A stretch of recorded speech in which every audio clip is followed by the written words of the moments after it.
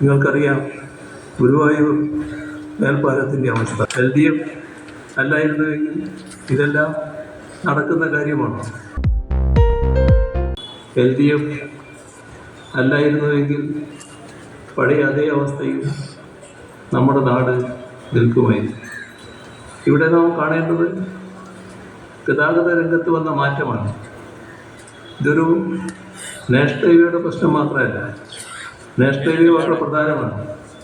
എന്നാൽ അതോടൊപ്പം നമ്മുടെ നാട്ടിലെ മലയോര ഹൈവേയും തീരദേശ ഹൈവേയും നടപ്പാക്കാൻ സർക്കാർ തീരുമാനിച്ചു.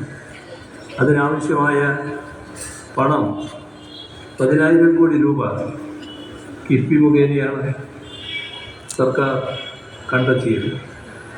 ആ പണി രണ്ടിൻ്റെയും നല്ല നിലയിൽ പുരോഗമിക്കുന്നു.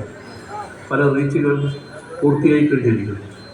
പല റീച്ചുകളും പൂർത്തിയാകുന്നതിൻ്റെ അടുത്തേക്ക് നീങ്ങിക്കൊണ്ടിരിക്കുന്നു. ഇവിടെ മിക്കവാറും എല്ലാ റോഡുകളും നല്ല രീതിയിൽ ഗതാഗത യോഗ്യമാക്കപ്പെട്ടു. നമ്മുടെ റോഡുകൾ മാത്രമല്ല, പാലങ്ങൾ, ഓവർബ്രിഡ്ജുകൾ, ഫ്ലൈ ഓവറുകൾ, അങ്ങനെ പലതരത്തിലുള്ള സംവിധാനങ്ങൾ എടുക്കപ്പെട്ടു. നിങ്ങൾക്കറിയാം ഗുരുവായൂർ മേൽപ്പാലത്തിൻ്റെ അവസ്ഥ എങ്ങനെയാണ് അത് പൂർത്തിയാക്കപ്പെട്ടത്. LDF അല്ലായിരുന്നുവെങ്കിൽ ഇതെല്ലാം നടക്കുന്ന കാര്യമാണ്.